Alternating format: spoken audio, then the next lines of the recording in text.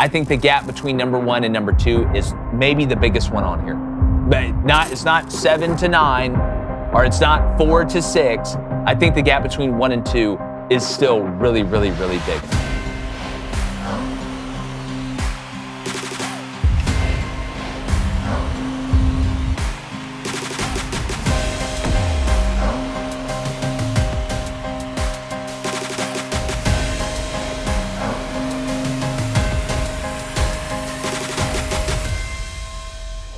Now, there's been some major head coaching shakeups in college football over the past 3 to 5 years. We've had Nick Saban retire. We've now had Bill Belichick enter the college football ranks as a head coach in North Carolina, and we'll see how that goes. So we thought there's not a better time than to rank the top 10 current college football head coaches heading into 2025 than right now. Now, I will say, when it comes to my list, I don't have some precise exact formula that I'm going off of, some Pythagorean theorem that get me to these numbers.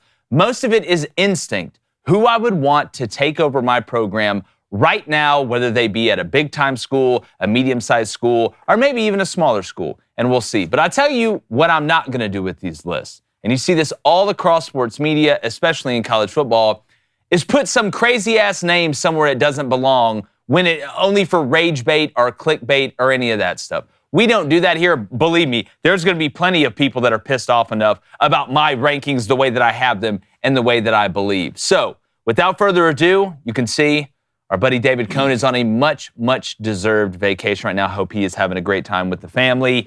My brother. Thinner. What? Looks thinner. I don't know. Cohn's gotten pretty thin. Okay.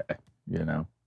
I don't know, the face just bothers me. But my brother, former Western State Colorado wide receiver Blaine Crain, he has a separate list. And in the comments, we want to know who your top 10 coaches are. And I'm going to go through these from 10 to 1 on mine. I'm going to have a little excerpt, overall record, why I have them where they're at. And again, I want to say I do not have some mathematical, objective, numerical formula that led me to this point. A lot of this, it's just what I think, man. So if you think it's contradictory, all right, that's fine. Call it out. I can give you an explanation, but dissent moves us forward. Here's where I'm going to start at number 10 on my top 10 college football head coaches heading into 2025, and that's Kyle Whittingham at Utah. Okay, I understand he took over after Urban Meyer got Utah at the top of the top before Urban took off. Kyle Whittingham has been there for a really long time, and at the end of the day, just 3 years ago, won 10 games. I mean, there was a stretch where 4 out of 5 years, we saw what he did in the Pac-12 conference. Obviously, that died, and I know people make fun of it, but that conference was still not easy to win. I mean, look at what some of the teams that left there have done already when you look at the Big Ten, when you look at the Big 12, you look at Arizona State and teams like that. But the reason I like Kyle Whittingham is that he knows his identity at a big brand. Utah's not the biggest brand, but it's still a big brand. He knows his identity, and he's still cool. Yeah, he's older. He's been at it for a while, but he's not old man screaming at cloud. I mean, hell, the guy I think rides a motorcycle to practice. Yeah, rode it in on game Plus, I like how aggressive he is. I think he's evolved as the times have gone, and I know people will say, oh, well, look at the last 2 years. Well, Cam Rising got hurt. I mean, before that, they were absolutely cooking. So I'm not ready to just throw Kyle Whittingham to the wolves yet, even though some people are saying, oh, he may retire after this year or whatever. I got Kyle Whittingham at number 9. He is 167 and 86 overall as a head coach. Or at number 10, 167 and 86 overall as a head coach. At 9, Brian Kelly. Really? Brian Kelly. Really? And here's why. I can't have a bunch of elite champions at 9 and 10. It don't work out like that. Do I think Brian Kelly is a little bit cringy? At points. Do I think he can come off as kind of a dick sometimes? Yeah. But the man obviously knows how to win. And he's coached at high-level places, and he hasn't knocked down that door yet. That's the reason he went to LSU, even though it's funny now that Notre Dame was actually the one that went as far as they did. And there's a lot of pressure on him to perform. We know that. But he is 292 and 107 overall as a head coach. He knows how to win. He just has to get that championship.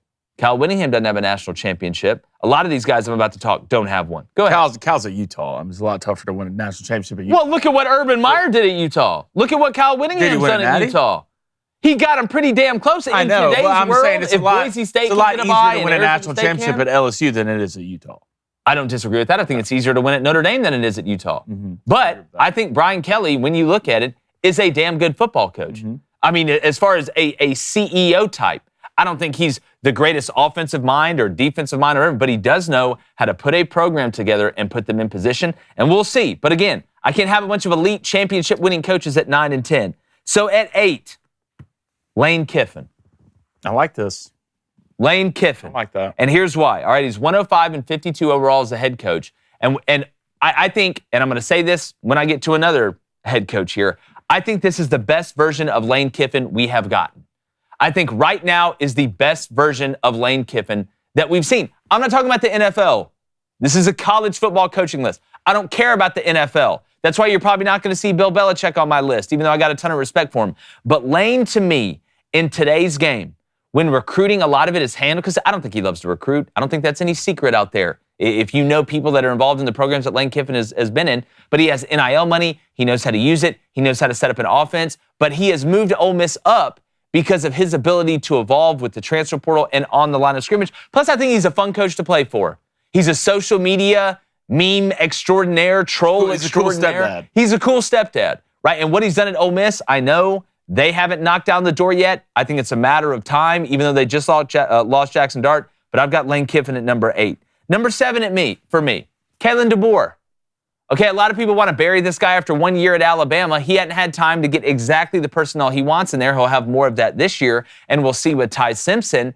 But look at what this man has done in his past, too, at a place like Washington. Dominated. Look how good he is against the best teams in the country. He saves his best performances for the biggest games. We know how close Washington got to be able to play for that national championship. It would not shock me at all if he really started to cook at Bama again. I don't think we used this last year to go ahead and say, well, Kalen DeBoer was a bust. I can go all the way back to Sioux Falls or whatever NAIA team he was winning then. I got a lot of respect for Kalen DeBoer, and now Ryan Grubb is back. Robin is back to help Batman. It's not just you in the Batmobile against Harvey Dent and the Joker anymore. You got your Robin, which some people say that Ryan Grubb deep down really is Batman. But Kalen DeBoer is the head coach. I will say this, and I don't think you're wrong with putting Kalen DeBoer there, but it's always crazy for me to hear after a guy who comes in behind Nick Saban that he has to get the right personnel in there. His system. After you have Nick Saban guys. But usually if you have Nick Saban guys, it fits mostly everybody. It does, but again, I don't think Jalen Milroe is the prototype. Not that Jalen's a bad player. He wouldn't fit great in some systems. How many national championships Jalen Milroe win starting at quarterback? 0. When did Nick Saban retire? Who was at quarterback? Jalen Milroe. Yeah. I can make the argument that 2 years ago he didn't fit the system.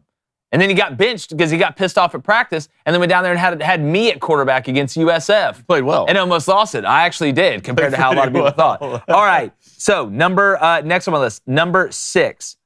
I'm going to go, and some people will be pissed off about this, with Dabo Swinney. 6. At 6. 6. And this is not because Dabo should be on the Mount Rushmore of cringy videos or goofiness or whatever.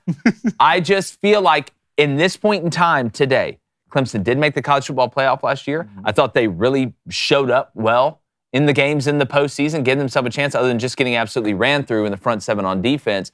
I've got to see Dabo fully commit to where college football is now if I think he's going to sustain it. So it's incredible what he's done. All right. So Dabo overall is 180 and 47, all at Clemson. And let's not forget, when he first got the job at Clemson, they were on the verge of firing this guy after a couple years. They stuck with him, and he's turned out to be one of the best coaches that we have in the game. I just still don't feel like he is fully committed to that change. And after Cade Klubnik moves on, after this year, I'm wondering if he doesn't ingratiate himself and just go all in. That doesn't mean you have to like it, right? But you got to participate, and if you're not evolving, you're dissolving. I think he can keep sustaining success if he does that. I don't know if he will do it. That's why I have him at number 6, but got a ton of respect for Dabo Swinney. So 10-6 so far. How are you feeling? No, I like it. I think Dabo at 6 is a travesty, to be honest. You think it's a travesty? Yeah, I mean, if you're not weighing that in, I can somewhat understand this. But from my grading standpoint, I think that somewhat has to matter. So I guess we would say we have different algorithms. I get when it comes to the transfer portal with Dabo, but he did make the playoffs last year.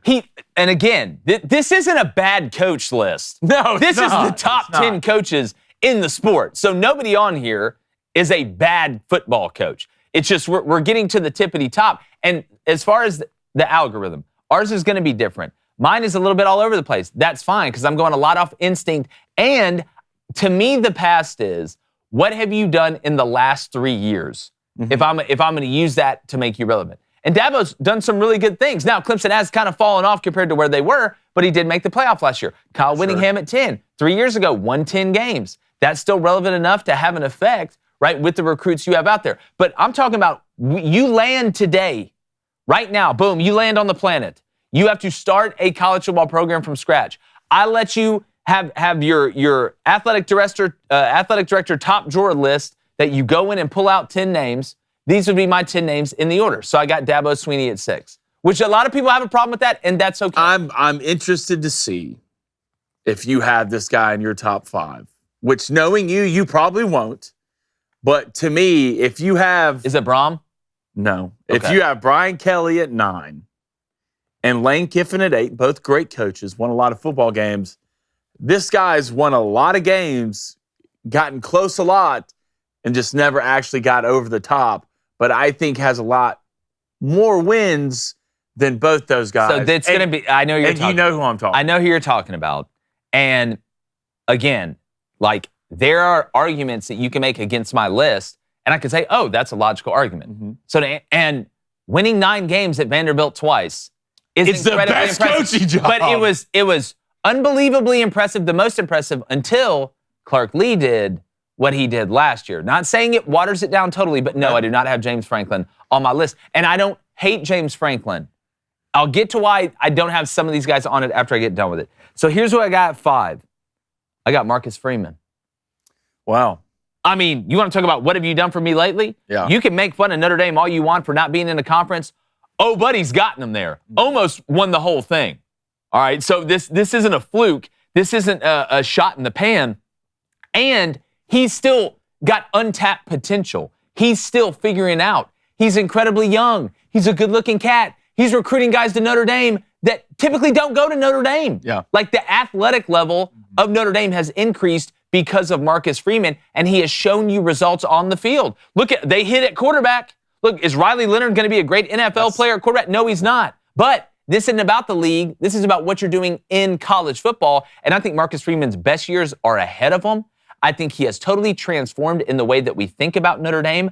I love the way that his defense plays, and his in-game management can get even better. And in the society we live in today, with the way that recruiting is, with Marcus Freeman's personality, how hard he works in recruiting, and how much money they got at Notre Dame, Marcus Freeman is a top 5 coach in the sport right now for me. I don't even think that's that debatable, in my opinion. So in front of Marcus Freeman, at 4, I almost had this guy in the top 3. I decided to leave him out, Dan Lanning. And by the way, Marcus Freeman's 33-10 at Notre Dame. Dan Lanning is 35-6 at Oregon. Now, I know they got absolutely blasted by Ohio State in the playoffs last year. I know they haven't won a national championship with Dan Lanning yet, but this guy is just getting started. This is his first major gig. Really, his first gig as a head coach. This has all been at Oregon. And now you're in the Big Ten, which to me is right there with the SEC, maybe a little bit behind. And when I look at Dan Lanning, I think he is the perfect combination of being a schematical genius in what he does. He is a defensive guy, but there's a common misconception out there. To know one, you have to know the other. If I'm a genius defensive guy, that pretty much means I'm a genius offensive guy, and vice versa, because you have to know one to know the other. This isn't like languages. Like, you don't have to learn Korean to know Chinese. They're two different ones. Offense and defense are direct mirrors of each other. You have to know what's going on. The motivation factor with Dan Lanning. In recruiting, nobody grinds like this guy. Why? Because he learned from the ultimate grinders. Nick Saban, Kirby Smart. A head coach has to take on an effort-based, maniacal thought process when it comes to recruiting, and Dan Lanning does that. Plus, I think the guy is at a place that has unlimited money, which we all agree with. They're going to go out and get the players. He's going to be relevant for a really, really long time. Oregon is not going away. Dan Lanning is not going away from Oregon. I mean, we've seen other people pursue him. I don't think he's going anywhere. Give me Dan Lanning all freaking day in the top 4 right here. Would you say Dan Lanning's somewhat cringy? A little bit. A little bit, right? A little bit. I think a little bit goes a long way. Well, look, I mean, I can make the argument, Marcus, look at some of Marcus Freeman's videos. Those have been cringy. Those have been the Jersey videos. Those aren't winning any Emmys at the end of the day. But I don't care. This is like the recruiting video thing. I don't care how cringy you are. If you're winning games on the field, cringe it up. I would, if Auburn hired Richard Simmons to be the head coach, and they won 10 games a year, dog, I'll put on the spandex thing and go out there and dance with you. Please don't. Right? Please don't. Right? If that's going to help us win. Please don't do that. Nobody cries on a jet ski. So anyway, at 3, speaking about all day, and I actually was going to put this guy further back, but I just can't. I can't. It's Ryan Day. All right, it's Ryan Day. 70-10. All right, 70-10 at Ohio State. Again, do I think Ryan Day is the best guy schematically, or the best motivator, or the best all-around coach? I don't. That's why I don't have him number 1. Was he born on third base with what he got at Ohio State? Not his fault. Not his fault. I mean, I don't think, Kirby Smart didn't. Georgia wasn't in a Great Depression when Kirby Smart took it over. So Dan Oregon. Lanning at Oregon, Marcus Freeman at Notre Dame. So let's not act like all these guys took these teams from rags to riches, or they're not any good. And I think there's something to be said for being dropped into one of the biggest brands in the sport, where there is a ton of pressure on you, and being able to come through for most regards. Now, one of the reasons I don't have him 1 or 2, a boy's struggling against Michigan right now. And if I'm going to have you at 1 or 2, and we'll get to Kirby in Alabama, because I know people are going to talk about that. And a lot of that was while Nick Saban was there. Mm-hmm. So I'm going to give Kirby a little bit of a reprieve on that. Ryan Day, they were beating Jim Harbaugh and them to death. And then all of a sudden the script flipped. But what do? You answer the bell, you go win a national championship, and you did a great job with the roster. I thought Will Howard played better in spots down the stretch from a passing standpoint than I expected him to. And Ryan Day, they faced a lot of adversity, man. I mean, go back to the Oregon game where Lanning, hogwartsed him there at the end. So give me Ryan Day, number 3, 70-10 at Ohio State. Then number 2, and this one's probably going to spark controversy, but I don't care. I know who this is. It's Steve Sarkisian, Texas. And I want to go back to the point I made about Lane Kiffin. I think this version of Steve Sarkisian is the best version that we have ever seen, especially as a head coach. That's not a controversial take at all. Oh, buddy has figured it out. And sometimes to figure it out, you do need a little bit of help. You do need to go to the Nick Saban coach rehabilitation program and learn how to read and other stuff good too. And to be able to move on to a bigger spot. He is at a massive brand with an unlimited bank account. He is an offensive witch of the highest order. Wizard, warlock, whatever you want to call it. This guy dials it up better than a phone hotline. It's incredible watching this guy call plays. And he understands how to be the head coach still. He has figured that part out. Lincoln Riley still hasn't figured it out. Go look at what's happening at USC. Sark has figured it out. We are getting the best, most disciplined, most culture-ready, most program-ready and organized version of him. And when you get that, he is absolutely diabolical. Steve Sarkisian would be my 2nd overall draft pick if I was drafting head coaches right now. 38-17 at Texas. I think it's the best version of him. He's gotten close twice. They're going to get there. We'll see what happens with Arch. And he just lost to Ryan Day. And just also, no. And again, I'm not going off just one game, though. Okay. I can't do that. I've got to go off the whole string of things, okay? Because I'm looking ahead, too. Number 1, and this was an incredibly easy choice. Yeah, it's not tough at all. It's King Kirby. It's Kirby Smart. And some will say, oh, well, they won 2 in a row, and now it's a little bit different. And, look, they are here to stay for as long as Kirby Smart's there. And Kirby's still young. But you want to talk about checking all the boxes. Schematically, the dude knows it better than anybody, right? Worked under Emperor Saban. He knows how to cross the T's and dot the I's. One of the Wright brothers. Recruiting. Kirby Smart was one of the biggest weapons that Nick Saban had at Alabama as his DC. He's one of the hardest working head coaches in recruiting, and he knows how to talk the talk. You put this man in the living room, sell me this pen. He'll sell it to you. Yeah. Sell me a razor. He'll sell it to you. He could sell turds to a toilet if it happened at the end of the day, and he's at Georgia. You're at Georgia, one of the meccas. You don't have to leave the state. They're as nuts as we are. Now, if he can just get some people to slow their ass down when they're driving, that's what I was gonna it would ask be you. perfect. How much does the off-the-field stuff weigh into these? A little bit, but listen to these. This man is 105-19 at Georgia. Okay? He's had more first-round picks in the NFL draft than losses. That's stupid. That's dumb. He needs 5 more wins to move to second all-time in wins through the first 10 years of any head coach ever.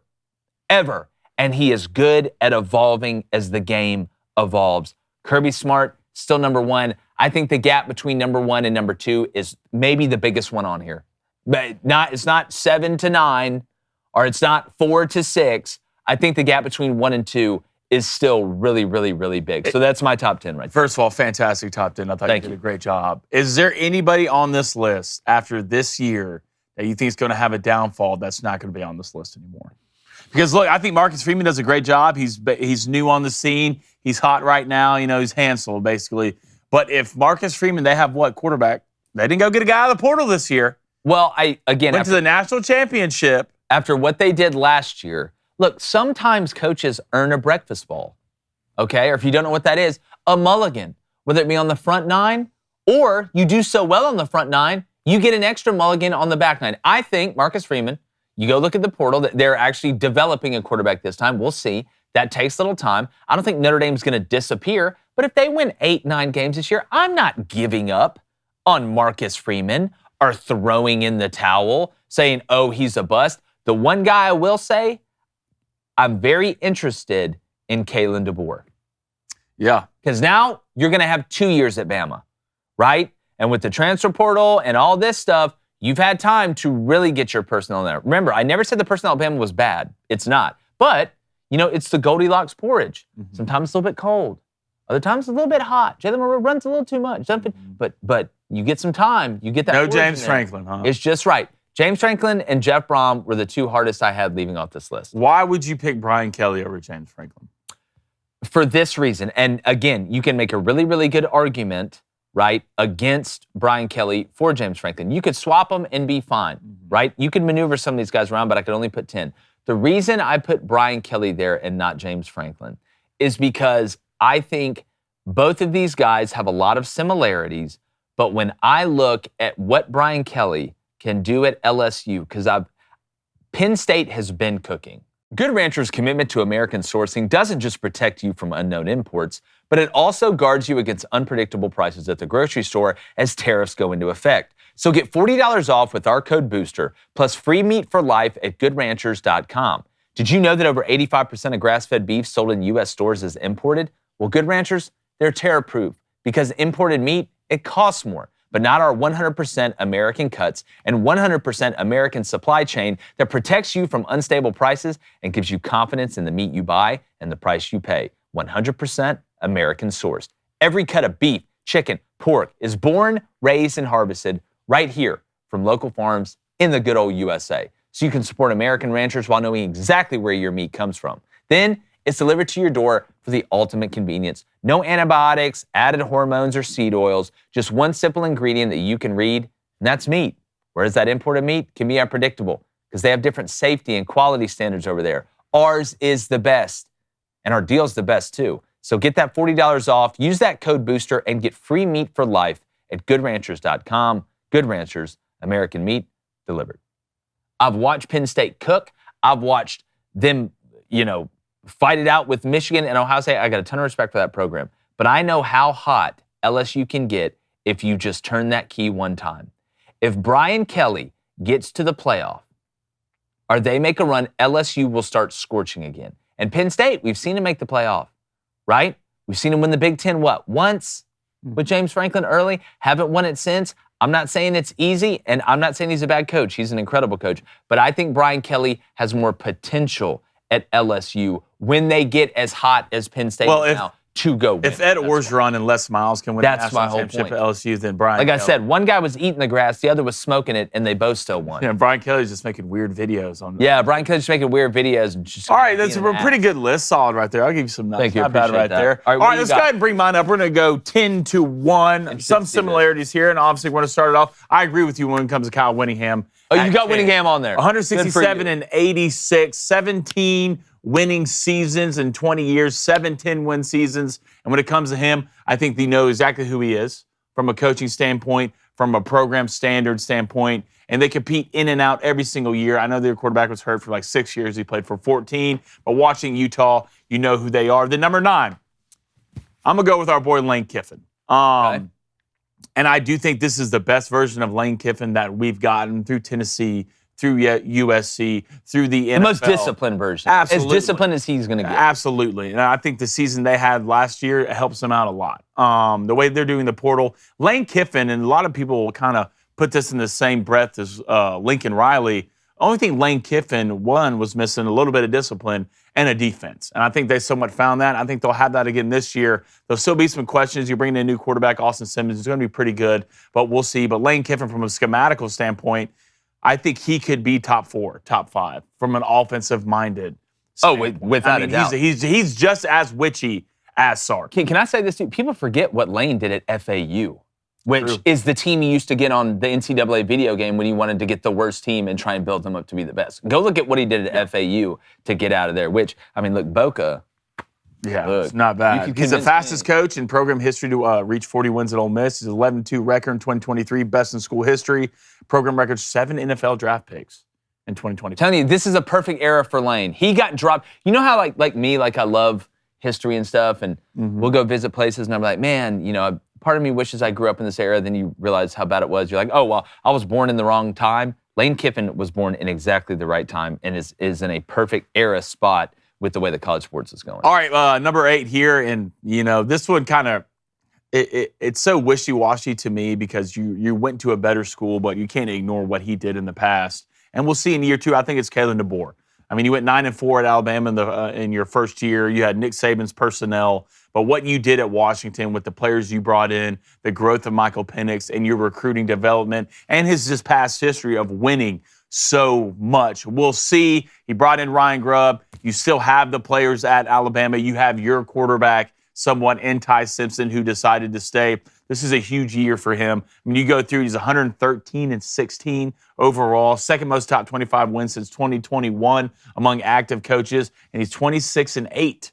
And this says a lot, especially when it comes to coaching. When you really dial it down, you need something to go your way. It's 26-8 in one-score games. Yeah, that's not a fluke. You don't do that by accident. Something he's doing is working. But again, you're at a place at Bama. They're not going to wait. And they don't care what you did at Washington or Sioux Falls or the Boys and Girls Club of Los Angeles, wherever you were. Like, it's about what you did at Bama. So we're going to see. All right, number 7, Jake's favorite coach. Go ahead and put James Franklin up there at Penn. 7. Yeah, I mean, he might not have the national championships, but you go overall through what James Franklin, and I'm pulling up history here, what he did at Vanderbilt and what he's doing at Penn State. I mean, he's 125-57. What people will knock on him is against top 10 opponents. I believe he's 4-16, which is not great. But the games he has won, he has 6 top 10 finishes, first college football playoff appearance in 2024, which they played well. I think Drew Aller's a good player, not a great player.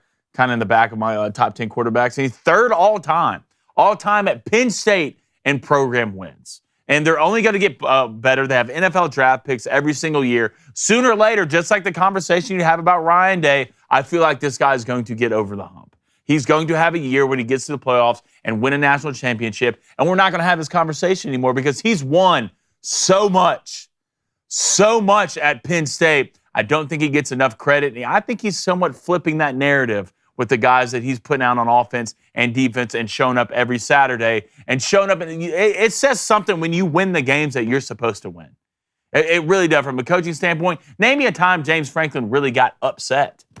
Like upset by a team no one would have thought of. Well, that I think, and again, you're right, but it's just been like that median. He beats the teams he's supposed to beat. He doesn't beat the teams he's not supposed to beat.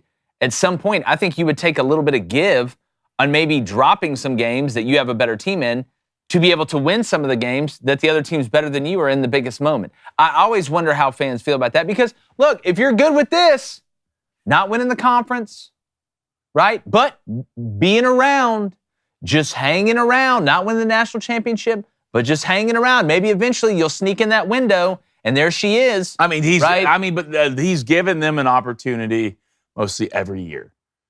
every year to go win it. I mean, Well, he you should. beat He's you at beat Penn an State. SMU team that you were better than. Yeah, he should. He's at Penn State. Yeah, okay, but I'm saying, what other coach? I mean, what has Kalen DeBoer done? I mean, what has Brian Kelly done? What has Brian Kelly done more than what has Steve Sarkisian done?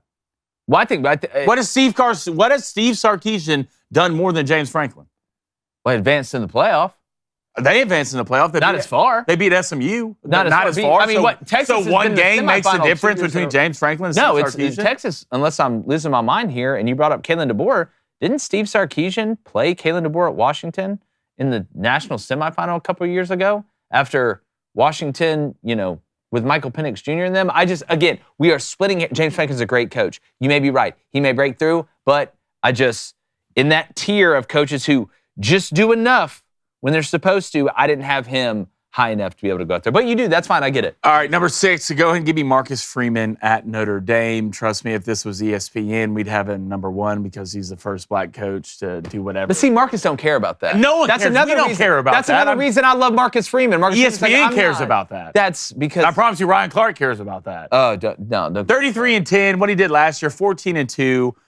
Went to a national championship game. You ended up playing a team that was better than everybody.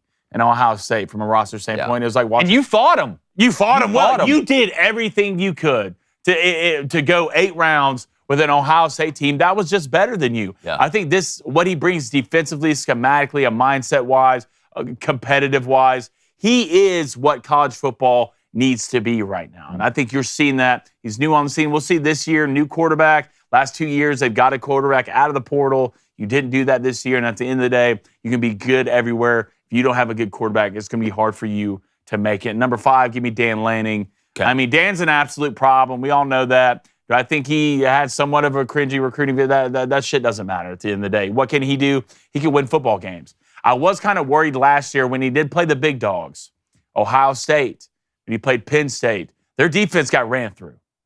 I think Penn State dropped 35 on them, and you know what Ohio State did to them both games. But I know this. Dan comes from the Kirby Smart tree. And you did beat Ohio State. True, at home, and that wasn't because of your defense. I promise you. No, that. it wasn't. No. You're 35-6. Well, when you put that extra guy you out put 15 guys out there, then yeah, it's fine. Yeah. It'll make sense. You're It's a great 35-6 at Oregon. Most wins by any Oregon head coach through his first 3 seasons, which says a lot because the head coaches they had there and the talent that they've had. Their 13-1 record, and I mean, at the end of the day, Oregon knows what they have. Phil Knight knows what they have. That's why he signed through like 2050. Yeah. They're going to try Till he to died. They're going to try to put his brain in something and walk him around the sidelines. And sooner or later, Dan Lanning's got to get over that hump too. I'm telling you, though, Dan's going to win one. He's got to get over He's that going hump to win at too. least one. Because the talent they had on that roster last year, I know it's Oregon. It usually just comes in and comes out. It's tough to replace it. Well, there's a reason you put him ahead of James Franklin. Yeah. Because you know as well as I do. Yeah. Dan's going to win one. Well, hey, by the way, Mario Cristobal isn't on either of these lists. I don't believe. I don't mean to get too far ahead of you. What has he done? Huh? I'm Only just thing throwing he's out done was another get name. saved by Cam Ward last year. Yeah. Saved. Yeah. Lipstick on a pig, buddy. You got saved and you blew it. And you low-key blew it with Cam Ward. That's almost the same conversation with Brian Kelly. It's like, God, look who you had. You look who you had on that offense. It doesn't get any better than that. Yeah. It won't get any better than that. And you put a defense out there that was absolutely terrible. Then number 4, give me Sark. Okay. Give me Sark. I mean, right now, he's 38-17 at Texas, back-to-back college football appearances, 13-13 record 2024. And a lot of people don't know this, but had one of the highest team GPAs. Team GPAs in college football. Who cares? How about that, Sark? Great job. Look, Who schematically, cares? one of the best in the game to do it. I mean, it just from a receiver standpoint, it's so fun to watch. The talent development, just the way they show up every Saturday. But I do think this year is going to be interesting. I do think Texas is not going to be as good as a lot of people think, especially as they were last year. I agree. Because of what they lost. And if Arch Manning was so damn good that people projected him the number 1 pick, their second quarterback on his list, then why the hell did he not start over Quinn Ewers? That's so. Who got drafted in the 7th round? You bringing that up is the reason when I started this thing off, I said that we don't do rage bait lists. Okay? And look, we all know who I was referencing. Joel Klatt put his top 10 quarterbacks in the country out the other day and had Arch Manning like at number 2 in front of proven guys. Unbelievably proven guys. And I've got a lot of respect for Joel Klatt. And you know what? That post blew up. and I'm sure it got a ton of views. But I would rather not sell my soul to the nastiness of not putting what I really believe on there. Because look, Joel Klatt knows football. It's almost a compliment to Joel Klatt from me to say, I don't believe you really believe that because I think you know football. How do you know? We're just not going to do. There's not enough. We don't know enough to put him there. You don't know enough. Not saying it couldn't happen, right? Like, but even with when I picked SMU to go to the college football playoff for the season last year, and people were like, oh, well, this is clickbait. No, I explained why. Because I had enough information out there to not only about SMU, but their schedule to be able to say that. So to your point, I agree with you 100%. We all know who we're talking about. All right, number 3. Hopefully y'all like that better than the other stuff. So number 3, let's go and put up our boy Dabo Swinney.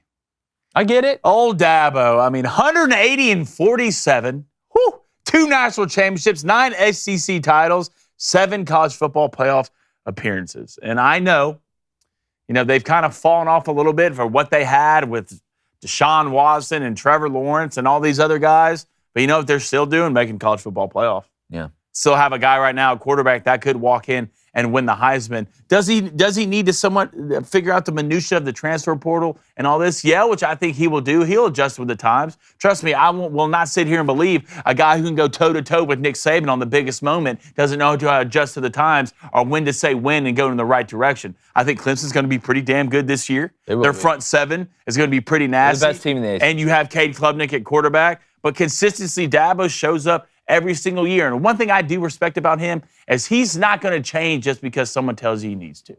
Yeah. You're cringy. You're goofy. Dabo Swinney is going to be himself, and I respect the hell out of him for that. And his team show up every single year. And I want to make this point about Dabo, too. There's only 3 guys on your list as I'm looking at it right now that didn't inherit a dominant, unbelievably big monster brand team that was already rolling. And Dabo Swinney was one of those guys. Clemson has a nice tradition. Yeah. Danny Ford knows, Tommy Bowden, who, we know really well, did a good job there, but they weren't doing the things that Dabo elevated Clemson to do, to the place where Clemson's at now. You could say the same about what Lane's doing at Ole Miss from a tradition standpoint. And then Kyle Whittingham at Utah. Not that Utah's was an awful brand or didn't have great tradition, but he's elevated the place that he was at. So I want to give that shout out to Dabo. Dabo Swinney is the most winning coach in ACC history. Yep, that sounds about right. Shout out Bobby Bowden. All right, let's get to these last 2. It's not that hard. Ryan Day, number 2, you're 70-10 at Ohio State, 46-5 in Big Ten play, and you finally got that national championship. You had like 25 guys or something crazy drafted in this draft. I do think Ryan Day gets a lot of heat. He'll win 10 games, 11 games, and people are trying to fire him.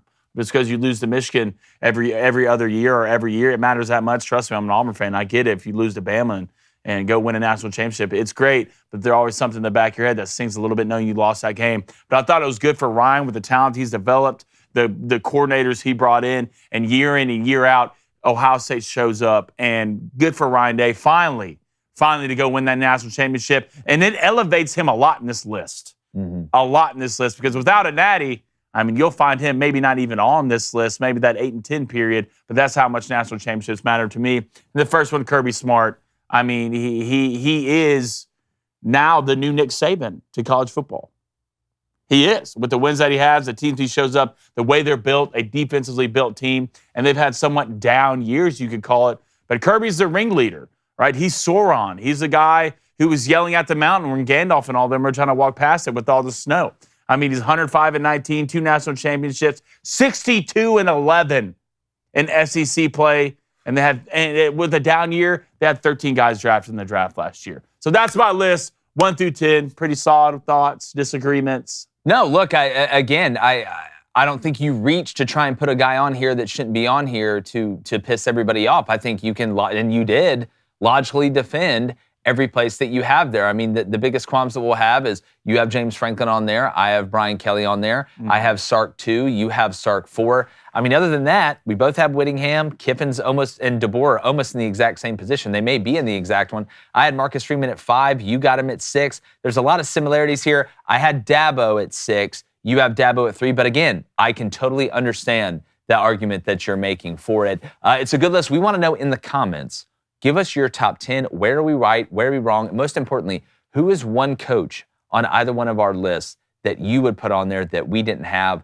or a guy that you would remove from ours? And before we go, we do want to let you know that the very first piece of all access exclusive content is available on the Daily Wire. Our very own David Cohn hosts the Film Room. And in this episode, he sat down with Andrew Klavan to discuss Bull Durham, Lady Ballers, and the power of sports movies. So take a look. You and I talk about sports films every time I see you. Yes. You're a big fan of Bull Durham. I love Bull Durham. Okay. Yeah. Sell me on Bull Durham. I have some issues with the film. Never been a huge fan, but I want you to sell me on it. Well, the thing I love about Bull Durham is it gets at something about sports that people like me who work in the arts love.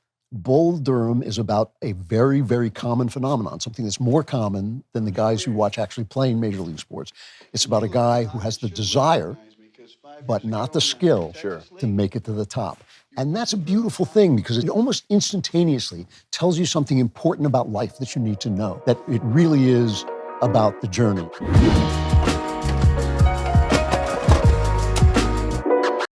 All right, thanks for watching this show. And like the chances of everybody agreeing with me and Blaine about where we have our coaches, we're gone.